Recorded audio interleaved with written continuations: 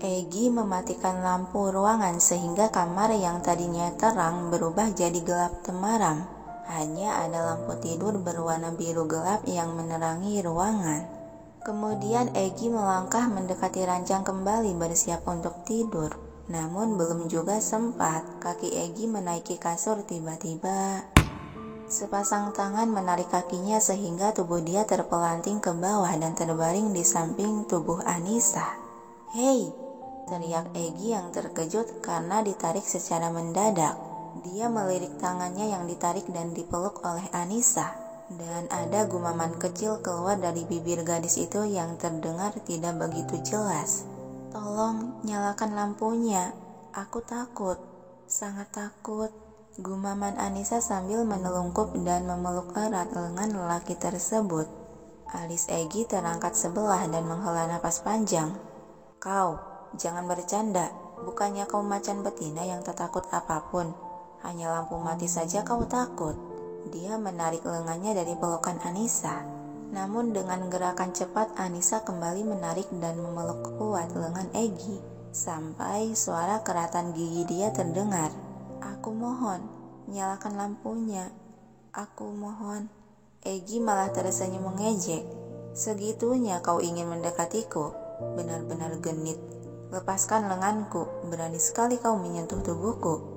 Napas Anissa terdengar tersendat-sendat mulai sesak. Seiring suara degupan jantungnya yang berdegup sangat cepat membuat dia semakin mempererat pelukan di lengan Egi. Dan hal itu membuat Egi merasa geram akan kelakuan gadis tersebut yang menurutnya berani. "Apa kau mau menggodaku, ha?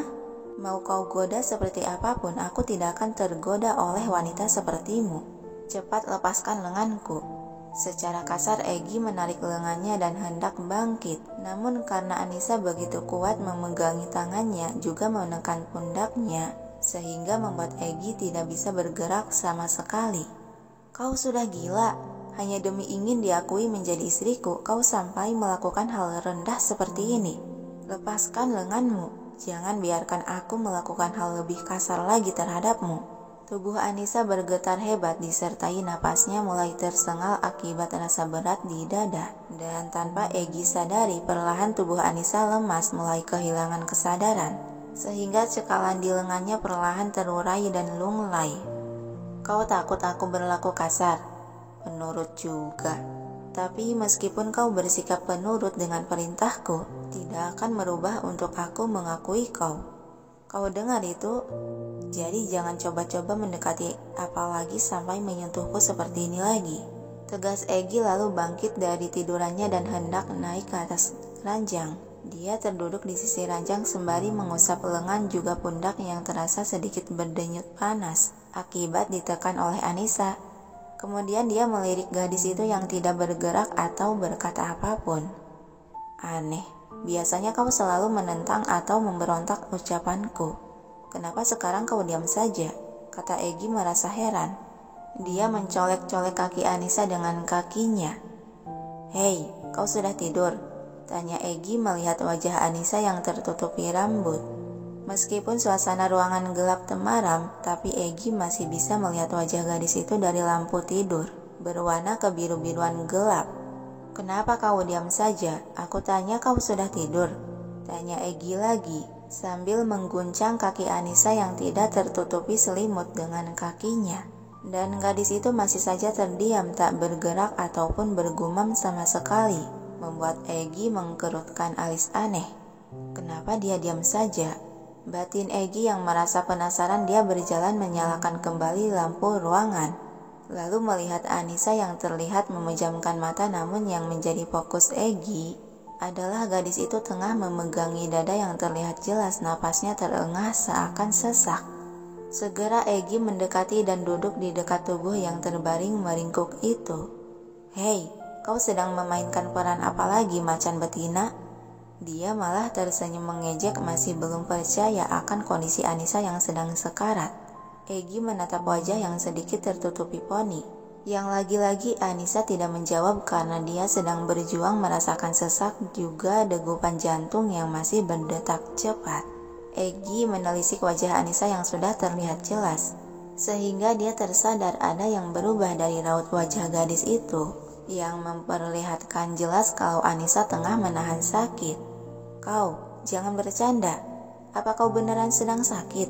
tanya Egy mendorong sebelah bahu Anissa sehingga gadis itu terlentang. Yang kali ini dia bisa melihat jelas kondisi Anissa yang sudah pucat pasi, tengah merasakan sesak napas sampai keringat di dahinya bercucuran. Egy terpaku menatap dia mencerna situasi saat pertama kejadian ini terjadi. Apa dia punya fobia terhadap ruangan gelap? Batin Egy menyimpulkan karena sejak dia mematikan lampu ruangan, Anissa sudah bersikap aneh terhadapnya. Dia menghembuskan napas panjang.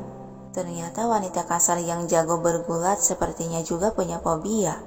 Batin Egy, "Obat," gumaman Anissa pelan. Namun masih terdengar jelas di telinga Egy yang saat itu jarak mereka cukup dekat. Egy tersadar dari keterpakuan seiring alis dia berkerut bingung. "Obat? Di mana obat yang kau inginkan itu?" "Tas," ucap Anissa pelan dan lemah. "Di mana tas dia?" Egy mengedarkan pandangan ke segala penjuru kamar, hingga pandangan mata dia terhenti ke sebuah sofa tunggal dan melihat ada sebuah tas gendong yang terasa asing di matanya. Segera Egy beranjak dan berjalan ke arah sofa itu lalu menyambar tas gendong tersebut untuk mengobrak-abrik isinya. Dan tidak butuh waktu lama Egy menemukan sebuah botol obat yang entah obat apa itu. Dia hanya langsung membawa obat tersebut untuk diberikan ke gadis yang sedang sekarat. "Apakah ini obat yang kau maksud?" tanya Egy sambil menyodorkan botol obat. Anissa membuka mata dan melirik botol obat yang dipegang tangan Egy yang ada di depan wajahnya, lalu dia mengangguk lemah. "1 pil," ucap lemah Anissa sambil menengadahkan sebelah tangan agar Egy mau membuka botol obat itu untuk mengeluarkan 1 kapsul. Egy langsung menuruti mengeluarkan 1 kapsul dan meletakkan ke telapak tangan yang gemetaran itu. "Air," pinta Anissa masih dengan suara lemah. Refleks Egy menyambar gelas berisi air putih yang ada di atas meja nakas, lalu menyodorkannya. "Minumlah." Dengan gerakan tertatih dan pelan, Anissa bangkit dari tiduran, lalu memasukkan kapsul obat ke mulut dengan didorong oleh air hingga pil tersebut bisa lolos melewati kerongkongannya. Dalam sepersekian detik, Anissa sudah bisa mengatur napasnya kembali. Dan Egy yang baru saja menaruh kembali gelas air ke atas nakas, dia menatap Anissa yang sudah merebahkan tubuhnya kembali. "Apakah masih sesak?" tanya Egy memastikan. Yang didapati gelengan pelan dari gadis itu yang sudah bergerak menarik selimut, mulai memejamkan mata kembali dan membelakangi Egy. Hembusan napas kasar Egy lalu beranjak menaiki ranjang. "Aku tidak akan mematikan lampunya, jadi kau bisa tidur tenang," kata Egy sembari menyelimuti dirinya dan ikutan berbaring dengan memunggungi Anissa. Kedua mata Anissa yang semula terpejam perlahan terbuka menatap punggung lelaki yang terbaring di atas ranjang. Dia menghembuskan napas pelan seraya berkata, "Terima kasih Egy," ucapnya pelan dan kembali memejamkan mata bersiap tidur. Ada senyuman tipis di sudut bibir Egy yang masih belum tertidur dan mendengar perkataan tersebut. Terselip rasa hangat menjalar di hati Egy hingga menciptakan warna merah di kedua pipi.